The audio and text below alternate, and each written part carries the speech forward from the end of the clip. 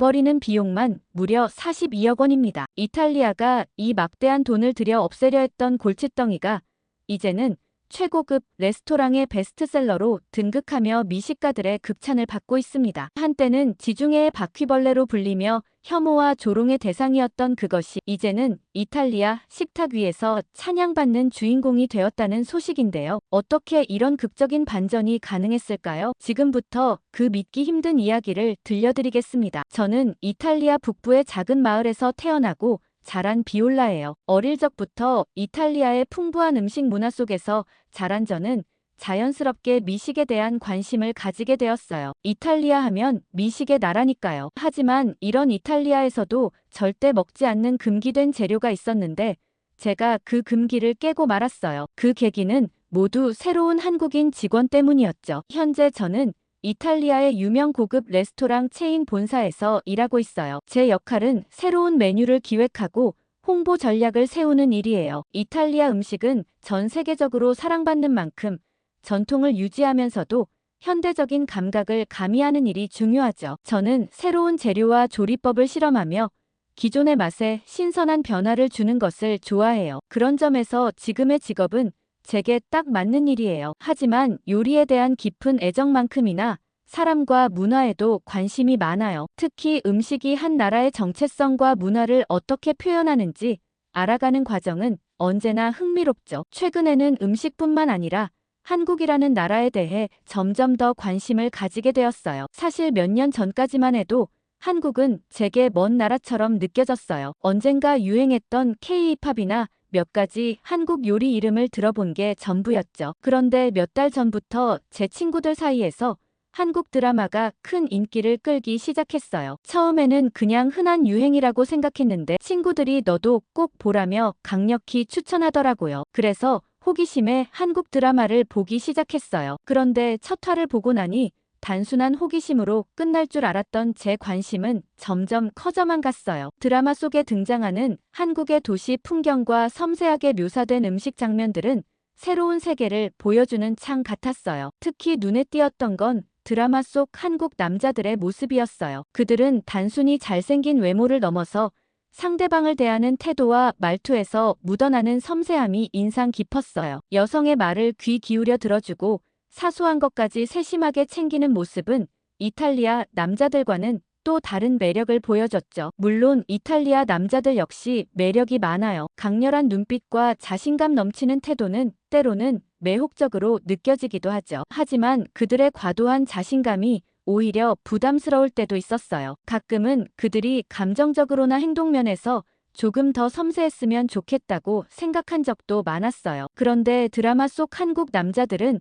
대화를 나눌 때도 상대방의 감정을 존중하는 태도를 보였어요. 그들의 말투는 차분하고 부드러웠고 행동에서도 자상함이 묻어났죠. 이런 모습은 저에게 신선한 충격이었어요. 예를 들면 한국 드라마 속 남자 주인공이 여주인공의 신발끈이 풀린 걸 보고 무릎을 꿇어 묶어주는 장면이 있었어요. 그 행동은 너무 자연스러웠고 상대방을 배려하는 마음이 담겨 있었어요. 저는 그 장면을 보며 이탈리아 남자들에게서는 느끼기 힘든 따뜻함과 배려를 느꼈어요. 이탈리아에서는 남성이 자신의 강한 매력을 드러내려는 태도가 일반적이지만 드라마 속 한국 남성은 오히려 조용히 상대방을 돕고 배려하는 모습을 보여줬죠. 그 차이는 저에게 새로운 매력을 느끼게 해줬어요. 드라마를 보며 한국에 대한 흥미가 커지던 중 저는 자연스럽게 한국 요리에도 관심을 가지게 되었어요. 드라마 속에서 나오는 다양한 음식 장면들은 단순히 맛있는 음식을 넘어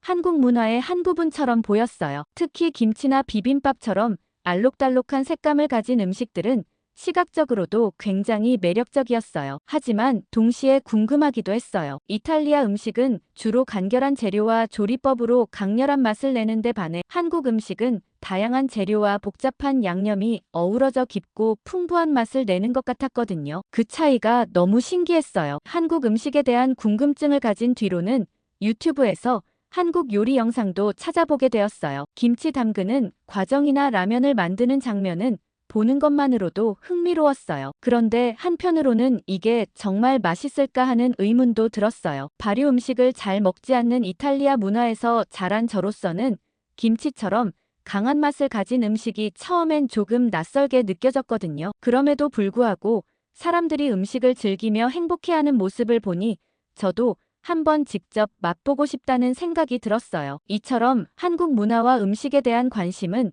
제 일상 속에서 점점 더 큰 부분을 차지하기 시작했어요. 친구들과의 대화에서도 자연스럽게 한국 드라마나 음식 이야기가 자주 나오게 되었죠. 그러던 중 회사에서 새로운 글로벌 메뉴 개발 프로젝트가 시작된다는 소식은 팀원들 사이에서 큰 화제를 모았어요. 이탈리아의 유명 고급 레스토랑 체인 본사에서 일하는 저는 이 소식을 듣자마자 기분이 설렜어요. 새로운 프로젝트는 언제나 도전이지만 동시에 기존의 틀을 깨고 창의력을 발휘할 기회이기도 하니까요. 이번 프로젝트는 특히 글로벌 시장을 겨냥한 메뉴 개발이라는 점에서 더 기대를 모았어요. 전통적인 이탈리아 요리를 기반으로 하면서도 다른 문화와 조화를 이루는 메뉴를 만들어야 한다는 것이었죠. 그날 아침, 팀장은 회의실에서 프로젝트를 소개하며 새로운 팀원이 합류할 것이라고 얘기했어요. 한국에서 온 이도윤이라는 신인 메뉴 개발 전문가가 함께할 예정입니다. 라는 말에 모두가 고개를 갸우뚱했어요. 한국이라는 나라가 가진 독특한 매력은 물론 알고 있었지만 요리에 대해서는 크게 들어본 적이 없었거든요. 사실 저는 한국 드라마를 보며 그 나라의 문화를 조금씩 접하기는 했지만 한국 요리가 우리 메뉴에 어떤 영감을 줄지 상상이 잘 가지 않았어요. 첫 만남은 그렇게 특별할 게 없을 거라 생각했어요. 회의실에 들어온 도윤은 첫인상부터 제 기대를 조금 빗나가게 했어요. 그는 생각보다 키가 크지 않았고 체격도 약간 비실비실해 보였거든요. 긴장한 듯한 표정으로 인사를 나누는 모습은 어딘가 수줍어 보였고 솔직히 말하면 팀원들 중 몇몇은 속으로 그를 조금 과소평가한 것처럼 보였어요. 저 역시 도윤이 팀에 큰 변화를 가져올 수 있을지 의문이 들었죠. 하지만 가까이에서 그와 얘기를 나눠본 후 제 생각은 완전히 달라졌어요. 도윤은 키가 크지는 않았지만 가까이에서 보니 그의 체격은 예상 외로 탄탄했고 다부져 보였어요. 옷차림도 매우 깔끔하고 세련된 스타일이었는데 작은 디테일까지 신경을 쓴 느낌이 들었어요. 심지어 그의 손톱마저 깔끔하게 다듬어져 있는 것을 보며 그는 정말 섬세한 사람이겠구나 싶었죠. 무엇보다도 그의 차분하고 예의 바른 태도가 인상 깊었어요. 그는 자신의 아이디어와 경험을 설명할 때도 겸손하면서도 자신감이 넘쳤어요. 그가 처음으로 팀원들에게 자신의 요리 철학을 설명했을 때 모두가 조금 놀란 눈치였어요. 그는 요리는 단순히 맛을 채우는 것이 아니라 문화를 전달하고 감정을 표현하는 도구라고 생각합니다. 라고 얘기했어요. 이 말은 단순하면서도 깊은 울림을 줬어요. 저는 그의 말에서 진지함과 열정이 느껴져서 괜히 마음이 움직이더라고요. 도윤의 작업 스타일은 제가 익숙한 이탈리아 요리사들과는 확실히 달랐어요. 그는 항상 모든 준비를 철저히 해왔고 작은 디테일까지 신경 쓰는 모습이 돋보였어요. 예를 들어 그는 새로 제안한 메뉴의 시연을 준비할 때도 재료 하나하나의 배합과 플레이팅의 각도까지 고민하는 모습을 보였어요. 그는 단순히 요리를 만드는 것을 넘어 그 안에 이야기를 담으려 노력했어요. 제가 그를 관찰할수록 그의 진심이 느껴지며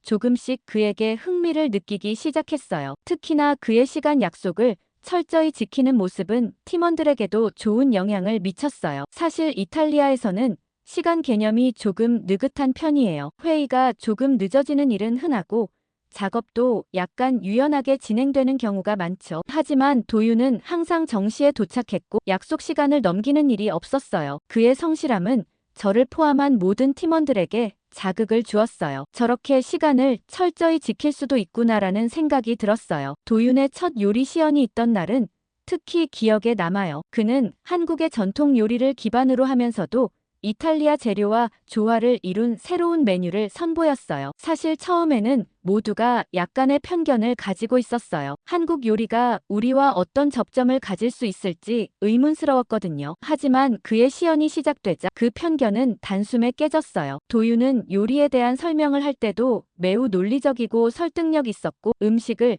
플레이팅하는 모습도 마치 예술작품을 만드는 것처럼 보였어요. 저는 그날 그가 만들어낸 요리를 맛보며 왜 도윤이 이 팀에 합류하게 되었는지 알게 되었어요. 그의 요리는 단순히 맛있다는 것을 넘어서 그 안에 깊은 이야기가 담겨 있었어요. 그는 요리를 통해 한국의 문화와 전통을 전달하려 했고 동시에 그것을 글로벌한 감각으로 재해석했어요. 그날 밤 저는 집으로 돌아가며 그에 대해 생각했어요. 그의 성실함과 세심한 태도는 단순히 요리사로서의 역량을 보여주는 것이 아니라 그의 삶의 철학을 엿볼 수 있는 단서 같았어요. 제가 처음 도윤을 보고 가졌던 선입견이 부끄럽게 느껴졌고 그를 더 알아가고 싶다는 마음이 들었어요. 도윤과의 첫 만남은 저에게 단순한 업무 관계를 넘어 새로운 사람을 통해 세상을 보는 시각을 넓히는 경험이었어요. 그의 진지함과 열정은 팀원들에게 큰 자극을 주었고 저 역시 그런 그의 모습에 감화를 받았어요. 저는 앞으로 그와 함께 프로젝트를 진행하며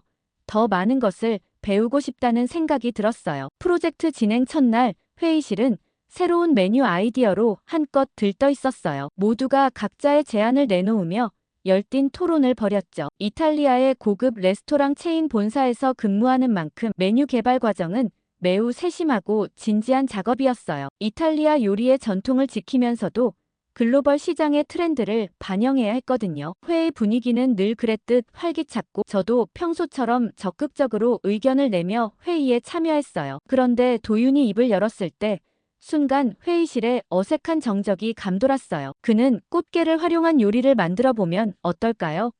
라고 제안했어요. 이탈리아에서는 라면이라는 음식 자체가 흔치 않은 데다가 꽃게라니요. 그 말을 들은 순간 저는 머릿속에서 꽃게라는 단어를 되뇌었어요. 이탈리아에서 꽃게는 익숙하지 않은 재료일 뿐 아니라 오히려 부정적인 이미지를 가지고 있었거든요. 2023년에 이탈리아에서 푸른 꽃게가 대량으로 출몰해 생태계를 위협했던 사건이 떠올랐어요. 당시 뉴스에서는 푸른 꽃게가 조개와 홍합 같은 어패류를 무차별적으로 먹어치워 어민들에게 큰 피해를 주었다고 고도했죠. 정부는 42억 원이라는 거액을 들여 이 꽃게들을 제거하려 했어요. 그만큼 꽃게는 우리에게 골칫덩이 같은 존재였고 먹는 음식과는 거리가 멀었어요. 회의실에 앉아 그 뉴스를 떠올리며 꽃게를 먹으라고 정말 괜찮은 아이디어일까?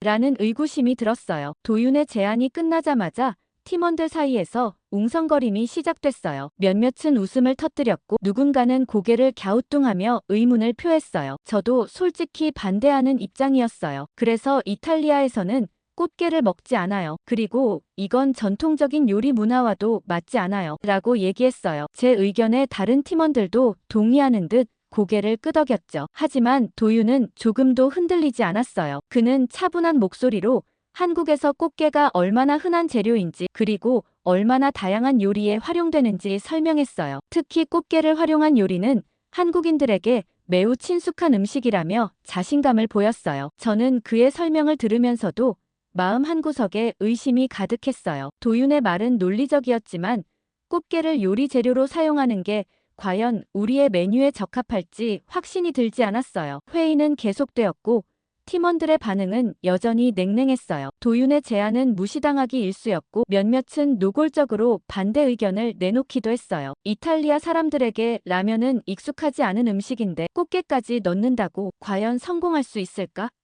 라는 의견이 나왔고 저는 그 말에 속으로 동의했어요. 팀원들의 무시는 점점 더 커졌고 회의실의 분위기는 어색해졌어요. 사실 저는 한국 드라마에서 꽃게 요리를 먹는 장면을 여러 번 본 적이 있어요. 한국 드라마 속 배우들이 행복해하는 모습을 보며 그렇게 맛있나라는 호기심을 가지긴 했죠. 하지만 드라마는 어디까지나 드라마일 뿐이라고 생각했어요. 현실에서 꽃게가 이탈리아 사람들에게 통할 거라고는 상상하기 어려웠어요. 그런데 도윤은 포기하지 않았어요. 그는 한국에서 꽃게는 매우 대중적인 재료이고 음식의 풍미를 깊게 해주며 맛있습니다. 여러분이 한 번만 맛을 본다면 생각이 달라질 겁니다. 라고 얘기했어요. 그의 진지한 태도와 자신감의 순간 흔들리는 기분이 들었어요. 혹시 정말 먹어볼 가치가 있는 걸까?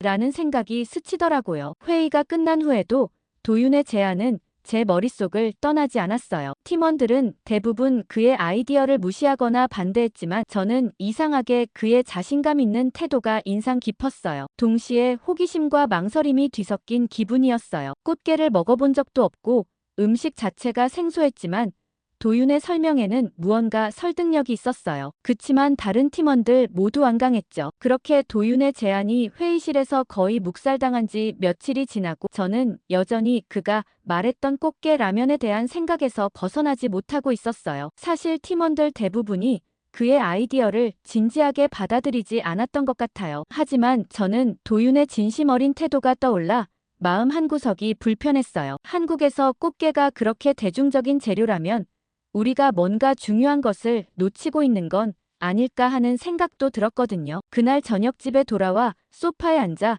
무심코 유튜브를 켰어요. 추천 영상 목록에 한국의 꽃게 요리라는 제목이 떴어요. 마치 운명처럼 보였죠. 클릭해보니 한국의 다양한 꽃게 요리가 소개되고 있었어요. 간장게장에서 꽃게탕, 그리고 꽃게 라면까지. 영상 속 한국 사람들은 꽃게를 능숙하게 손질하며 맛있게 먹고 있었어요. 특히 꽃게 라면을 먹는 장면에서는 그들이 얼마나 행복해 보였는지 몰라요. 라면 국물에 꽃게를 넣고 끓이며 나오는 진한 향과 뜨거운 김, 그리고 국물을 떠먹으며 감탄하는 표정들이 화면 속에서 생생히 느껴졌어요. 저는 그 영상을 보면서 도윤이 했던 말들이 떠올랐어요. 꽃게는 한국에서 매우 흔한 재료입니다. 한번 드셔보시면 생각이 달라지실 겁니다. 라고 자신있게 말하던 그의 목소리가 귓가에 울리는 것 같았어요. 그래도 여전히 의문이 들었어요. 저 사람들은 왜 저렇게 맛있게 먹는 걸까? 정말 저게 그렇게 특별한 맛을 낼 수 있을까? 며칠 뒤 도윤이 팀원들에게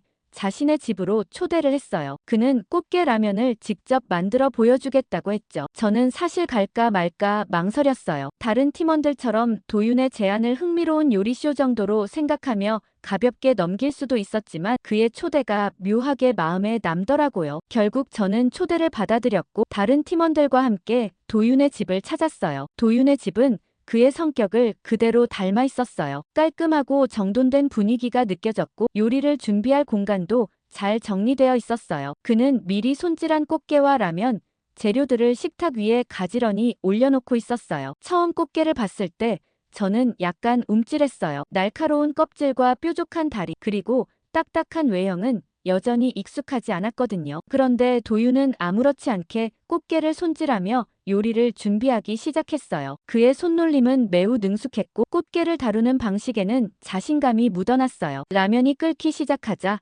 진한 향이 방 안을 가득 채웠어요. 국물에서 피어오르는 김이 주방을 감싸며 식욕을 자극했어요. 저는 그 냄새가 이렇게 강렬하고 깊을 줄은 몰랐어요. 팀원들도 하나둘씩 고개를 돌려 냄비 쪽을 바라보기 시작했어요. 이 냄새는 뭐지?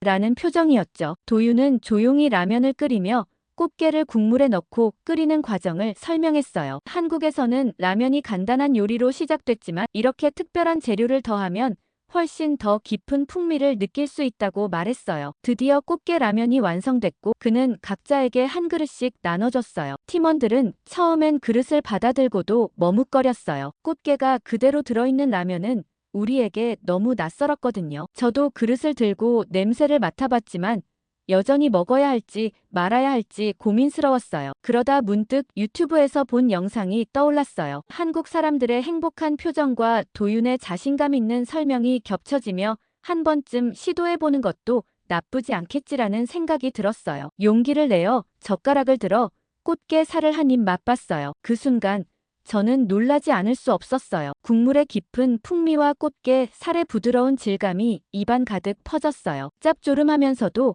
단맛이 도는 국물이 정말 독특했어요. 예상했던 것보다 훨씬 맛있었고 국물을 한 번 더 떠먹을 때마다 그 깊은 맛에 더 빠져들었어요. 팀원들도 제 모습을 보고 하나둘씩 용기를 내어 맛보기 시작했어요. 결국 모두가 꽃게 라면의 매력에 빠졌어요. 그 진한 풍미와 색다른 경험은 단순히 새로운 음식을 넘어 우리의 고정관념을 깨뜨리는 계기가 됐어요. 저는 그날 도윤에게 고마움을 느꼈어요. 그가 아니었다면 아마 평생 꽃게 요리를 이렇게 맛있게 먹을 기회가 없었을지도 모르죠. 그날 밤 팀원들과 함께 웃으며 라면을 먹던 순간은 잊을 수 없는 특별한 경험으로 남았어요. 꽃게 라면은 단순한 요리가 아니라 우리가 서로 다른 문화를 이해하고 받아들이는 첫걸음이었어요. 도윤의 도전은 그렇게 성공적으로 우리의 마음을 사로잡았고 저는 그가 앞으로 또 어떤 새로운 경험을 가져다 줄지 기대하게 되었어요. 꽃게 라면이 성공적으로 팀원들의 입맛을 사로잡은 뒤 도윤은 우리의 다음 단계에 대해 자연스럽게 이야기를 꺼냈어요. 꽃게라는 재료가 단순히 대중적인 라면에만 어울리는 것이 아니라 고급 요리에도 충분히 활용될 수 있다는 것이 그의 주장 핵심이었어요. 팀원들 사이에서는 약간의 망설임이 있었지만 꽃게 라면의 성공이 가져온 자신감 덕분에 그의 제안이 진지하게 받아들여졌어요. 물론 저도 처음엔 조금 회의적이었어요. 이탈리아의 정통 요리에 꽃게라는 재료가 과연 어울릴 수 있을지 의문이 들었거든요. 하지만 도윤의 진심 어린 설득과 그의 창의적인 아이디어는 제 호기심을 자극하기에 충분했어요. 프로젝트가 본격적으로 시작되자 도윤은 우리를 다양한 아이디어로 놀라게 했어요. 그의 첫 번째 제안은 꽃게 크림 파스타였어요. 도윤은 꽃게를 활용해 진한 육수를 만들고 이를 기반으로 부드러운 크림 소스를 완성하겠다고 했어요. 이탈리아에서도 크림 파스타는 익숙한 메뉴였지만 꽃게를 활용한다는 발상은 처음이었죠. 그는 파스타면에 꽃게 육수의 깊은 맛과 풍미를 더해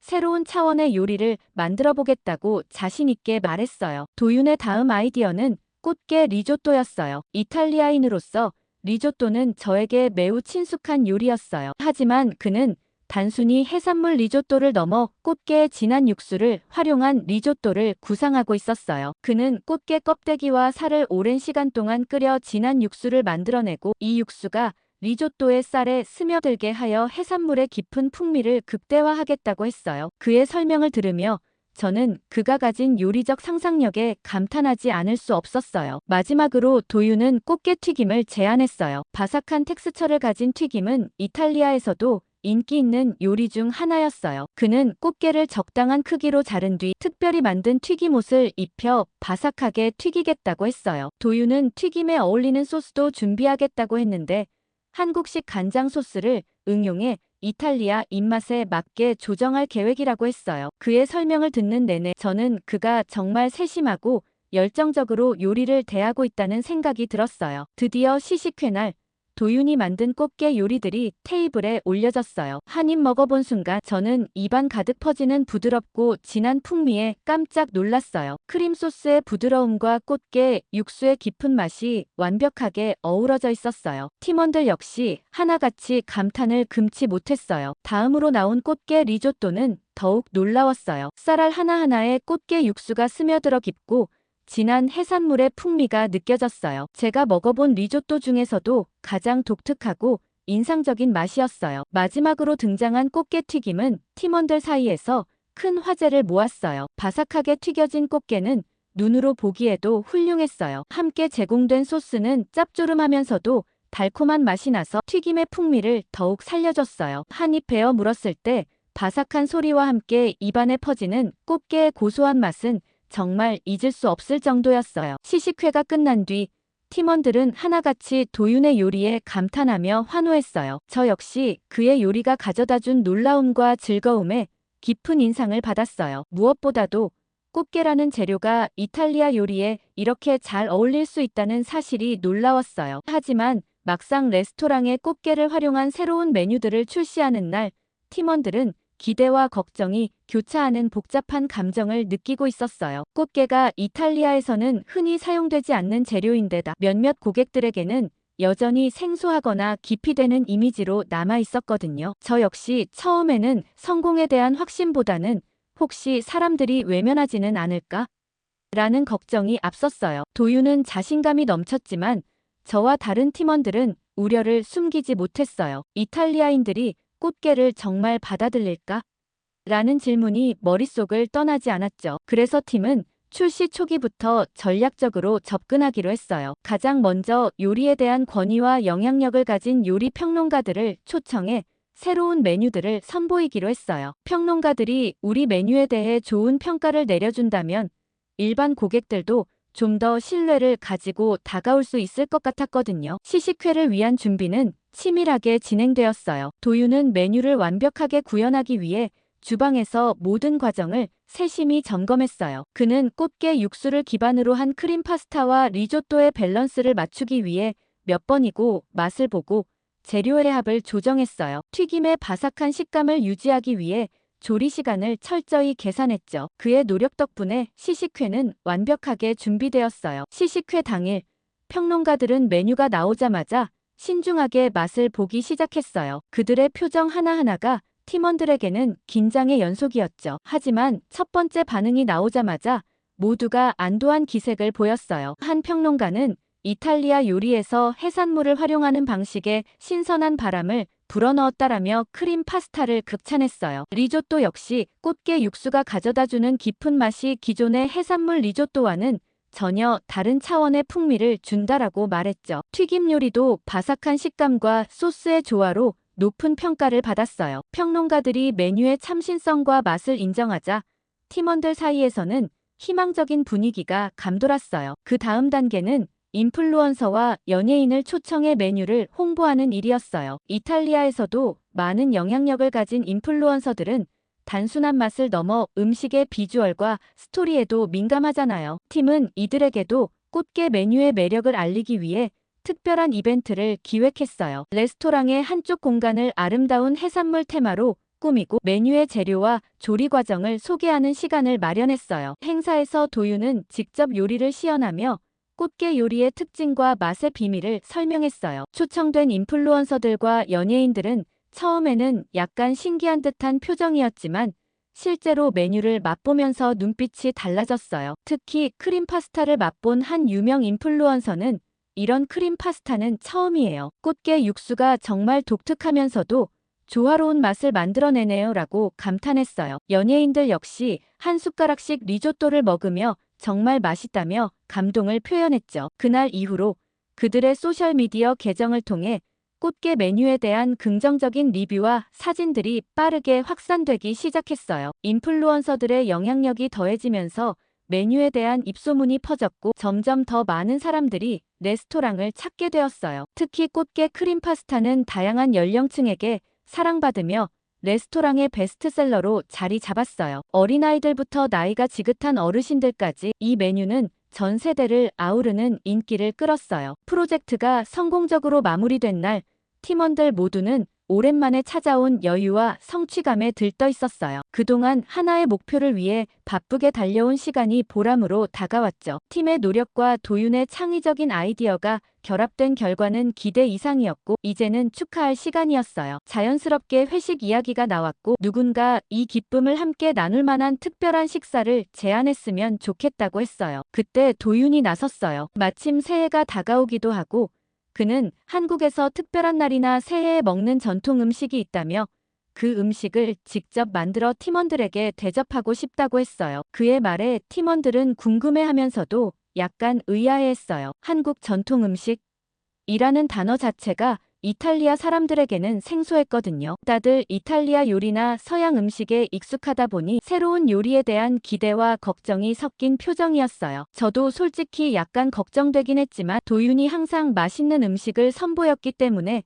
이번에도 실망시키지 않을 거라고 생각했어요. 회식 날 도윤은 평소보다 조금 긴장한 듯 보였어요. 그는 팀원들이 이 음식을 처음 접하게 될 테니 잘 준비해야 한다며 부엌에서 꼼꼼하게 재료를 손질하고 있었어요. 주방에서 나는 국물의 은은한 향이 공간을 가득 채우며 기대감을 높였어요. 그는 떡국이라는 음식을 준비 중이라고 했어요. 흰 국물에 둥둥 떠있는 하얀 떡이 들어간다는 설명을 들었을 때 솔직히 저는 무슨 요리인지 상상이 잘 가지 않았어요. 이탈리아 요리에는 이런 개념이 전혀 없었으니까요. 도윤이 요리를 완성해 테이블에 내놓았을 때 팀원들은 모두 놀란 표정을 지었어요. 투명하고 맑은 국물 위로 동그란 하얀 떡 조각들이 둥둥 떠 있었고 그 위에는 노란 계란 지단과 김가루가 고명으로 뿌려져 있었어요. 소고기 고명이 국물 위에 살짝 얹어져 있었고 전체적으로 간결하면서도 깔끔한 비주얼이었어요. 하지만 익숙하지 않은 모습에 누군가 이게 도대체 무슨 요리지? 라는 표정을 짓고 있었어요. 저 역시 이탈리아 요리의 복잡한 소스나 화려한 장식과는 다른 이 단순함에 놀랐어요. 도윤은 팀원들의 표정을 읽었는지 떡국에 대한 이야기를 풀어나갔어요. 그는 떡국이 한국에서 특별한 의미를 가진 음식이라며 새해에 떡국을 먹는 이유를 설명했어요. 떡국의 동그란 떡 조각이 동전을 닮아부를 상징한다고 했고 떡국을 한 그릇 다 먹으면 한 살을 더 먹는다는 전통적인 이야기도 들려줬어요. 그가 전하는 이야기는 단순히 요리에 대한 설명을 넘어 한국 문화와 전통을 엿볼 수 있는 창 같았어요. 팀원들은 그의 이야기에 귀를 기울이며 떡국에 담긴 의미를 이해하려는 듯 했어요. 한편 저는 그 이야기를 들으며 흰 국물이 이토록 간결한 모습으로 얼마나 깊은 맛을 낼 수 있을지 궁금해졌어요. 이탈리아에서는 크림이나 토마토 같은 짙은 소스가 들어간 국물이 흔한데 이렇게 투명한 국물은 굉장히 생소했거든요. 떡국을 조심스럽게 한 숟가락 떠서 맛을 봤을 때 국물의 담백하면서도 깊은 맛에 깜짝 놀랐어요. 소고기의 진한 풍미가 국물에 녹아들어 있었고 떡의 부드럽고 쫀득한 식감이 입안에서 어우러지며 만족감을 줬어요. 이건 정말 특별한 맛이구나라는 생각이 들었어요. 계란 지단의 부드러운 식감과 김가루의 고소한 향도 놀라웠어요. 이탈리아 음식에서는 김가루 같은 재료를 사용하지 않기 때문에 이 새로운 조합은 저에게 신선한 충격이었어요. 떡국 한 그릇이 이토록 간결하면서도 깊은 맛을 낼 수 있다는 점에서 감탄이 절로 나왔어요. 도유는 떡국이 한국에서는 모두가 함께 나누며 먹는 음식이라고 덧붙였어요. 팀원들은 떡국을 먹으면서 한국에서는 음식에 이렇게 많은 의미와 이야기가 담겨 있다는 사실에 놀랐다고 얘기했어요. 저뿐만 아니라 다른 팀원들도 떡국의 매력에 빠져들었어요. 처음에는 호기심과 약간의 거리감으로 시작했지만 한 숟가락 한 숟가락 맛을 보며 점점 즐거워하는 모습이 인상적이었어요. 어떤 팀원은 이 음식이 단순히 맛있을 뿐 아니라 한 그릇 안에 담긴 문화적 깊이가 정말 흥미롭다고 했어요. 그리고 이탈리아 음식과 비교하며 서로 다른 문화적 배경을 가진 요리들이 얼마나 특별한 가치를 지니고 있는지에 대해 이야기했어요. 그날 회식은 단순히 프로젝트 성공을 축하하는 자리가 아니었어요. 한국 음식과 문화를 통해 서로를 더 이해하고 새로운 시각을 열어가는 시간이었어요. 일본의 한 전통 료칸이 60년 넘게 지켜온 자존심과 고집으로 인해 큰 위기에 빠졌습니다. 그러나 더 놀라운 건 가족들조차 몰랐던 비밀스러운 결단으로 새로운 길을 찾았다는 사실인데요. 그 중심에는 일본 전통을 고수하던 료칸에 몰래 도입된 온돌이라는 충격적인 변화가 있었습니다. 과연 이 변화가 어떻게 자존심 강한 주인장의 마음을 움직였고 료칸의 운명을 바꾸어 놓았는지 지금부터 그 극적인 이야기를 들려드리겠습니다. 저는 타카야마 유미입니다. 일본의 작은 마을, 한적한 산자락에 자리 잡은 전통 료칸, 카게츠안에서 태어나고 자랐어요. 저는 할아버지와 단둘이 자랐는데 부모님 두 분은 모두 제가 어렸을 적 돌아가셨어요. 기억도 잘 나지 않지만 어머니는 한국분이셨고 몸이 약하셨다고 했어요. 그래서 저를 낳다 돌아가셨고 그 슬픔에 아버지도 얼마 못 버티고 돌아가시고 말았죠. 그래서일까 할아버지는 이상하게 한국 얘기만 나오면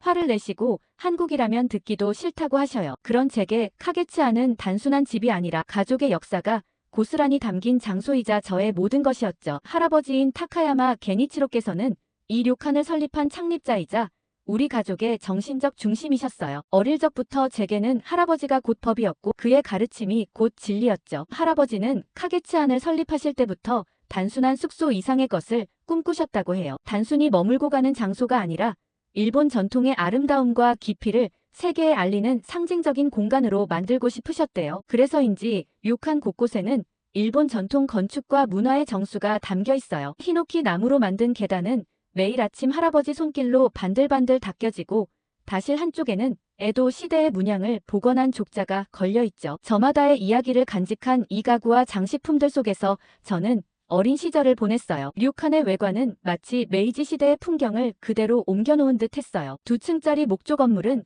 계절마다 다른 느낌을 주었죠. 봄에는 벚꽃이 떨어지는 풍경이 너무 아름다웠고 겨울이면 설경 속에서 고요한 그림처럼 보였어요. 어릴 적에는 이곳이 단순히 제가 사는 곳이라고만 생각했지만 나이가 들면서 이곳이 얼마나 특별한 곳인지 조금씩 알게 되었어요. 하지만 그런 자부심만큼이나 이곳을 지키기 위해 요구되는 희생도 만만치 않았어요. 할아버지께서는 일본 전통의 위대함에 대해 항상 자부심이 강하셨어요. 일본은 세계 최고의 문화를 가진 나라다라는 말씀은 어린 시절 제가 가장 많이 들었던 말 중 하나였어요. 할아버지의 말씀을 들으면 일본의 다도, 꽃꽂이, 그리고 기모노가 세계 그 어느 것도 따라올 수 없는 특별함을 가졌다는 확신이 들곤 했죠. 할아버지는 그런 자부심을 우리 료칸의 운영에도 철저히 반영하셨어요. 료칸에 있는 모든 것은 정해진 방식대로 이루어져야 했어요. 방 한 칸의 이부자리를 정리하는데도 정해진 순서와 방식이 있었고 다실의 찻잔 하나하나도 에도 시대의 방식에 따라 놓였어요. 할아버지의 이런 고집스러움은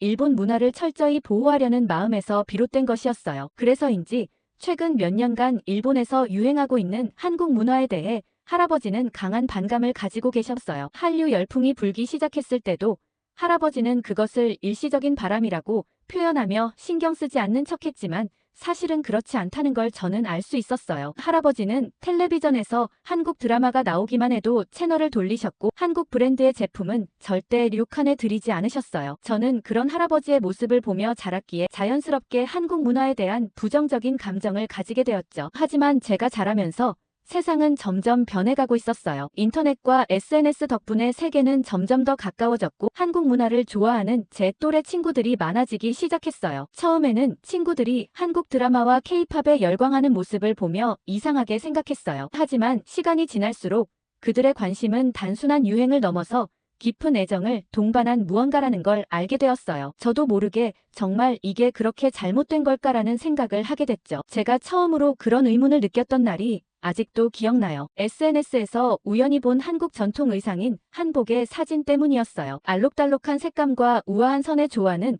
마치 기모노와는 또 다른 방식으로 전통의 아름다움을 보여주는 것 같았어요. 그 사진을 보며 잠시 혼란스러웠어요. 할아버지가 항상 말씀하시던 일본만이 가진 독보적인 미학이란 게 정말로 모든 걸 압도할 수 있는 걸까 하고요. 그 이후로 저는 조금씩 세상을 다르게 보기 시작했어요. 할아버지의 말씀대로 일본 문화가 세계 최고라는 사실에는 여전히 자부심을 느끼고 있었지만 다른 문화도 그 나름의 아름다움과 가치를 가질 수 있다는 생각이 들었어요. 하지만 이런 생각을 할아버지께 드러낼 수는 없었죠. 할아버지께서 얼마나 강하게 일본 문화를 지키려 하시는지 알고 있었으니까요. 그렇지만 언젠가는 꼭 말씀드려야겠다 생각했고 그 일은 머지않아 일어났어요. 코로나 때문이죠. 코로나가 처음 시작되었을 때만 해도 우리는 그저 잠깐 지나가는 비바람 정도로 생각했어요. 카게츠한처럼 깊은 전통을 가진 료칸이 흔들릴 일은 없을 거라고 믿었죠. 하지만 그 믿음이 얼마나 쉽게 깨질 수 있는지 저는 그해 봄 처음으로 깨달았어요. 관광객들의 발길이 끊기고 고즈넉한 료칸의 정막만 가득한 모습을 보는 건 생각보다 더 큰 충격이었어요. 텅 빈 다다미 방에서 조용히 먼지가 쌓이는 걸 보며 제 마음도 함께 무너지는 것 같았죠. 이전에는 매일 새벽부터 북적이던 부엌의 소리가 들리지 않았어요. 손님들에게 아침을 준비하던 주방장의 손길도 느려졌고 복도를 활기차게 오가던 직원들의 발걸음도 점점 조용해졌어요. 다들 말을 하지 않아도 알 수 있었어요. 료칸의 위기가 눈앞에 닥쳤다는 걸요. 저마다 걱정스러운 표정을 숨기고 있었지만 그 걱정이 우리 모두를 짓누르고 있다는 걸 저는 알 수 있었어요. 그때부터 우리 카게츠아는 점점 다른 료칸들과 비교되기 시작했어요. 도쿄와 교토처럼 현대적인 시설을 갖춘 료칸들이 다시 손님을 끌어들이는 사이 우리는 변하지 않는 전통을 고수하며 점점 더 뒤처졌어요. 물론 저는 할아버지의 전통을 사랑했어요. 손님들이 카게츠안의 정원을 거닐며 감탄하던 모습도 메이지 시대를 떠올리게 하는 건축을 찬양하던 목소리도 너무 잘 기억해요. 하지만 그 정원에 아무도 없다면 그 아름다운 공간이 무슨 의미가 있을까요? 한때 연중 90% 이상의 예약률을 자랑하던 료칸이었지만 이제는 방들이 텅텅 비어 있었어요. 벚꽃이 피는 봄철이면 6달 전부터 예약이 마감되던 그 시절이 꿈처럼 느껴졌어요. 예약률은 점점 떨어져 50% 아래로 내려갔고 일부 평일에는 겨우 한두 방만 채워질 정도였죠. 손님들의 발길이 끊기자 직원들 월급을 제때 주는 것도 점점 어려워졌어요. 과거에 화려했던 날들을 기억하는 사람으로서 이 모든 걸 지켜보는 게 얼마나 고통스러웠는지 몰라요. 저는 위기를 극복하기 위해 여러 가지 방법을 생각해봤어요. 주변에서 성공적으로 변화한 료칸들을 연구하기도 했고 현대적인 요소를 추가하면 좋겠다는 생각도 했어요. 하지만 이 모든 아이디어는 할아버지의 강한 반대에 부딪혔어요. 할아버지께서는 전통을 지키는 것이 무엇보다 중요하다고 강조하셨어요. 변화는 전통을 위협하는 것이다라는 말씀이 얼마나 자주 들렸는지 몰라요. 처음에는 그 말이 맞다고 생각했지만 시간이 지날수록 의문이 들기 시작했어요. 정말 변화가 그렇게 나쁜 걸까요? 특히 할아버지의 강경한 태도는 한국인 관광객을 향할 때 더욱 분명해졌어요. 코로나 이전까지만 해도 한국인 관광객들은 일본을 방문하는 외국인 중 가장 큰 비중을 차지했어요. 그들은 일본 문화를 사랑했고 전통 료칸에서 묵는 것을 큰 경험으로 여겼어요. 하지만 할아버지께서는 한국인 관광객을 거부하셨고 그로 인해 우리 료칸은 엄청난 타격을 입었어요. 저는 처음에는 할아버지의 의견을 이해하려고 노력했어요. 하지만 요즘은 그 감정이 너무 강경하다는 생각이 들었어요. 주변의 다른 료칸들은 한국인을 환영하며 매출을 2배로 늘리고 있었지만 우리는 계속해서 손님을 잃고 있었어요. 저는 이 상황이 답답했어요. 할아버지는 한국 문화를 좋아하지 않으셨어요. 아니, 정확히 말하면 싫어하셨죠. 할아버지께서는 한 번도 한국 음식을 드신 적이 없고 한국 드라마가 나오면 바로 채널을 돌리셨던 분이세요. 그런데 지금 한국 문화는 전 세계적으로 사랑받고 있어요. 특히 제 또래 친구들 사이에서는 한국 드라마와 케이팝이 대세였어요. 저는 친구들이 열광하는 모습을 보며 가끔 묻곤 했어요. 정말 그렇게 좋은 거야? 그러면 친구들은 눈을 반짝이며 한 번 보면 빠져나올 수 없어라고 얘기했죠. 저는 처음에는 그런 말을 믿지 않았어요. 하지만 시간이 지나면서 조금씩 의문이 생기기 시작했어요. 우리가 고집스럽게 거부하는 것이 정말 나쁜 것일까? 할아버지의 생각이 정말로 모든 걸 옳게 만드는 걸까? 그런 의문이 들 때마다 저는 스스로를 다독였어요. 할아버지는 우리 가족을 위해 평생을 헌신하신 분이고 제가 감히 그의 가르침을 의심할 수는 없다고요. 하지만 마음 한구석에서 자꾸 이런 생각이 들었어요. 우리가 변하지 않으면 정말 카게츠안을 지킬 수 있을까? 매일 아침 텅 빈 료칸을 걸을 때마다 저는 이곳의 아름다움이 점점 빛을 잃어가는 것 같다는 생각이 들었어요. 할아버지의 전통은 여전히 소중하지만 그 전통이 지금의 세상과 맞지 않는다면 우리는 어떻게 해야 할까요? 과연 저는 할아버지를 설득할 수 있을까요? 그 답을 찾기 위해 제 머리는 매일 복잡해졌어요. 삼촌인 타카야마 코지가 카게츠안에 등장한 건 어느 비오는 날 오후였어요. 유난히 적막했던 그날의 료칸 풍경을 지금도 잊을 수 없어요. 빗방울이 고즈넉한 정원의 연못 위에 떨어지던 소리, 문풍지 사이로 스며드는 서늘한 공기, 그리고 할아버지가 사무실에서 서류를 정리하며 내던 짧은 한숨까지 료칸 곳곳에 스며든 위기감은 비오는 날의 눅눅한 공기처럼 벗어날 수 없는 무게로 다가왔죠. 그날 저는 대청소를 핑계 삼아 복도를 걸으며 생각에 잠겨 있었어요. 료칸의 현재 상황과 미래에 대해 고민하면 할수록 답이 보이지 않았거든요. 그때 정문에서 들려온 발소리에 고개를 돌렸을 때 삼촌이 서 있는 걸 발견했어요. 검은 우산을 접으며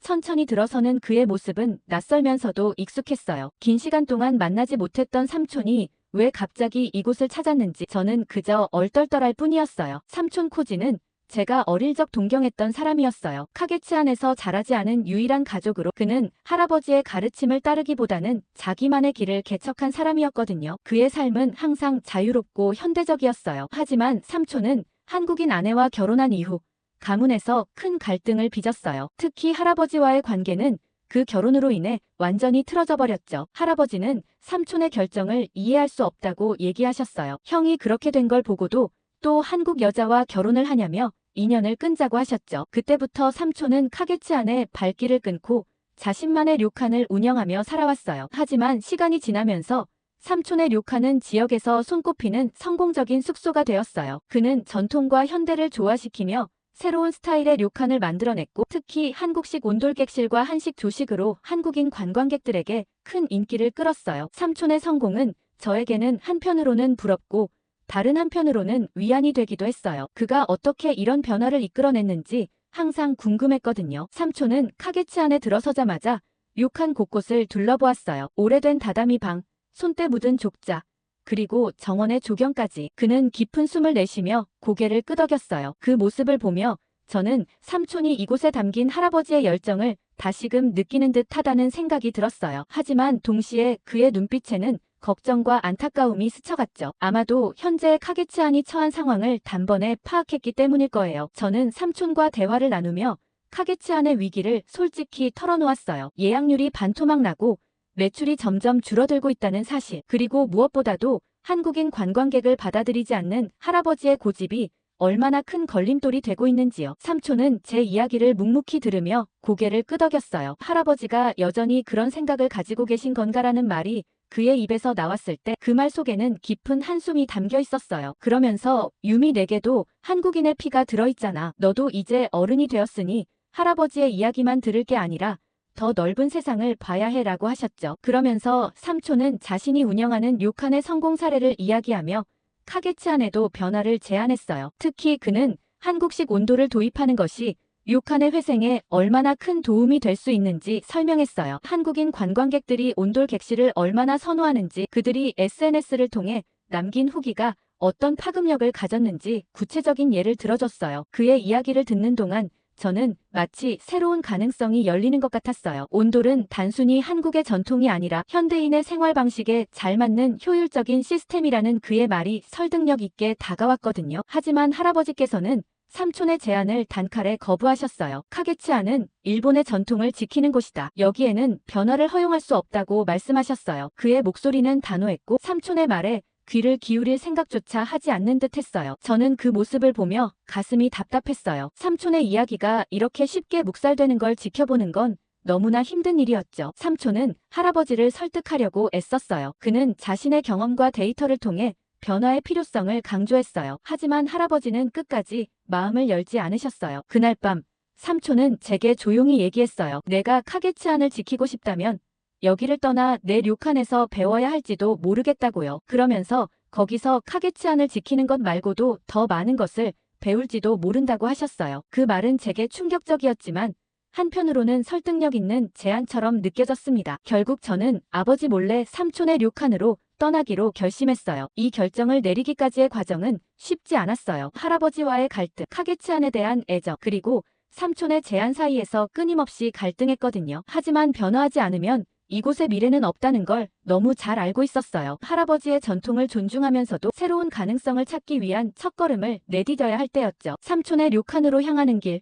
제 마음은 복잡했어요. 익숙한 전통을 뒤로하고 낯선 변화 속으로 뛰어드는 제 자신이 두려웠어요. 하지만 한편으로는 그곳에서 배운 것이 카게츠안을 살리는 열쇠가 될지도 모른다는 희망이 있었어요. 할아버지의 눈빛이 떠오를 때마다 마음이 무거웠지만 료칸의 미래를 위해 선택한 이 길이 옳은 방향으로 나아가는 첫걸음이기를 바랐어요. 아즈마야에 도착한 첫날 저는 마치 다른 세계에 들어온 것 같은 기분이었어요. 삼촌의 료칸은 겉보기에는 일본 전통의 미를 그대로 간직하고 있었지만 곳곳에서 현대적이고 실용적인 요소가 자연스럽게 어우러져 있었어요. 특히 눈에 띄었던 건 온돌방이었죠. 일본 전통 다다미방을 현대식 온돌로 바꿨다는 이야기를 들었을 때는 조금 의아했지만 직접 경험해보니 그 아늑함이 얼마나 특별한지 단번에 알 수 있었어요. 바닥에서 은은하게 전해지는 따뜻함이 몸을 감싸는 순간 이것이 왜 손님들에게 그렇게 사랑받는지 이해할 수 있었죠. 온돌방은 단순히 바닥을 따뜻하게 데우는 공간이 아니었어요. 삼촌은 계절과 시간대에 따라 온도를 세밀하게 조절하며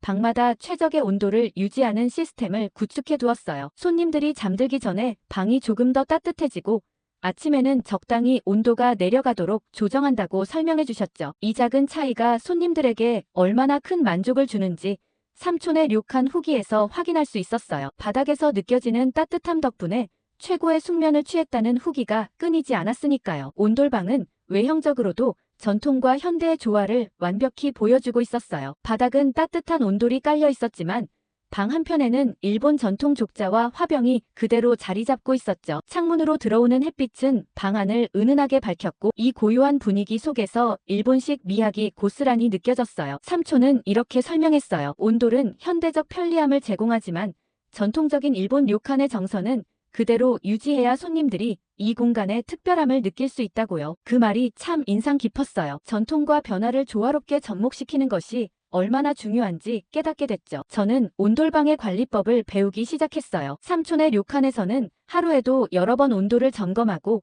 방 안의 습도와 공기 순환 상태까지 세심하게 체크하고 있었어요. 삼촌은 온돌방 관리의 핵심은 세심함이라고 했어요. 방 안에 머무르는 손님들이 불편함을 느끼지 않도록 작은 부분까지도 놓치지 말아야 한다고요. 특히 계절마다 다른 설정이 필요하다는 점이 흥미로웠어요. 여름에는 차가운 공기를 적절히 순환시키며 쾌적함을 유지하고 겨울에는 방 안 전체가 포근한 온기로 채워지도록 조정해야 했어요. 이런 디테일이 손님들의 경험을 완성한다는 걸 느꼈어요. 온돌방 못지않게 저를 놀라게 했던 건 삼촌이 운영하는 한식 조식 메뉴였어요. 아침 식사로 전복죽과 호박죽이 제공된다는 이야기를 들었을 때 일본 료칸에서 이런 음식을 낸다는 게 낯설게 느껴졌어요. 하지만 실제로 접한 한식 조식은 그야말로 완벽했어요. 부드러운 전복죽 한 숟갈을 떠먹는 순간 이곳에서 왜 한식이 그렇게 사랑받는지 알 것 같았어요. 고소한 향과 깊은 맛이 몸을 따뜻하게 데워주는 느낌이었어요. 삼촌은 아침 식사를 위해 현지에서 신선한 재료를 공수한다고 했어요. 모든 요리는 정성스럽게 준비되어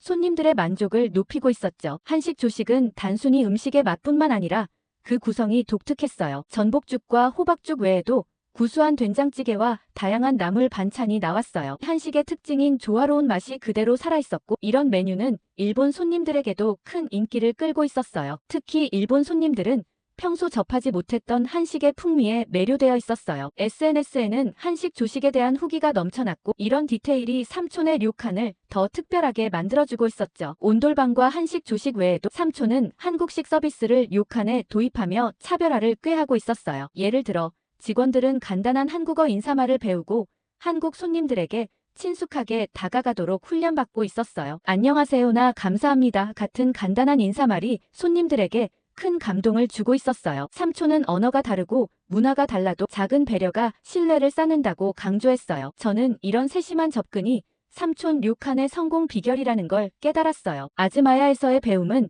단순히 새로운 기술을 익히는 시간이 아니었어요. 그것은 제가 료칸 운영에 대한 새로운 관점을 배우고 변화의 가능성을 실감하는 시간이었어요. 전통을 지키는 것과 동시에 현대적 요소를 받아들여 손님들에게 최고의 경험을 제공하는 것. 삼촌이 아즈마야에서 이룬 성공은 바로 그런 조화에서 비롯된 것이었어요. 그리고 제가 알지 못했던 한국 문화의 아주 작은 부분을 배울 수 있는 계기가 되었습니다. 아즈마야에서의 시간이 지나갈수록 저는 삼촌의 료칸이 성공한 이유를 더 깊이 이해하게 되었어요. 이곳에서 배운 것들이 카게츠안을 다시 일으킬 수 있는 열쇠가 될 거라는 확신이 들었어요. 하지만 동시에 제 마음 한편에는 여전히 할아버지가 계셨어요. 그분의 강한 신념과 전통에 대한 자부심을 어떻게 존중하면서도 이런 변화를 받아들이게 할 수 있을지 고민이 깊어졌어요. 아즈마야에서 배운 모든 것은 제게 큰 깨달음을 주었지만 그걸 어떻게 카게츠안에 적용할지 할아버지를 설득할 방법은 여전히 막막했어요. 그러나 하나는 확실했어요. 이 배움은 단순한 변화가 아니라 카게츠안의 새로운 시작을 위한 준비라는 것을요. 그리고 저는 그 준비를 할 수 있다는 것만으로도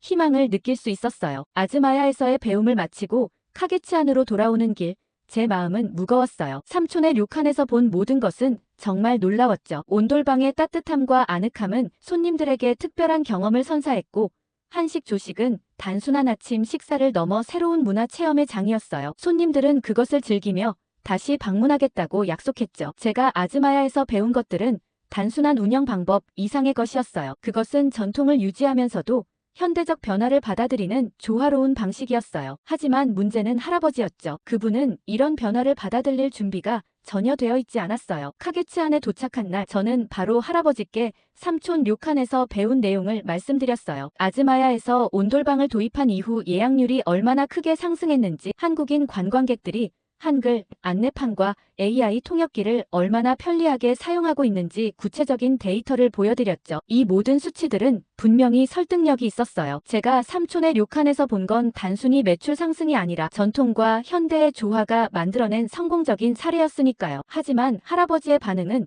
예상보다 더 단호했어요. 한국식 온돌은 일본 전통을 훼손하는 방식이다라는 말이 할아버지의 입에서 나올 때마다 저는 답답함을 느꼈어요. 온돌은 단지 한국의 문화가 아니라 현대적이고 실용적인 방식으로 자리 잡고 있었어요. 더구나 아즈마야에서 본 건 단순한 한국식 변화가 아니라 그것을 일본의 전통과 섞어 새로운 매력을 만들어낸 사례였거든요. 하지만 할아버지는 이 료칸은 일본의 정통을 지키기 위해 존재한다며 제 이야기를 쉽게 받아들이지 않으셨어요. 할아버지의 단호한 태도는 가슴을 무겁게 했어요. 하지만 저는 포기할 수 없었죠. 카게츠안은 지금 위기에 처해 있었고 변화 없이는 더 이상 손님을 끌어들일 수 없다는 걸 누구보다 잘 알고 있었어요. 코로나 이후로 예약률이 급감했고 주변 현대화된 료칸들과의 경쟁에서 점점 뒤처지고 있었어요. 삼촌의 료칸이 보여준 성공 사례를 적용하지 않는다면 카게츠안은 결국 문을 닫을 수밖에 없을 거라는 생각이 들었어요. 그날 밤 저는 삼촌의 료칸에서 찍은 사진들과 데이터를 다시 정리하며 할아버지를 설득할 방법을 고민했어요. 그래프와 통계를 더 명확하게 제시하면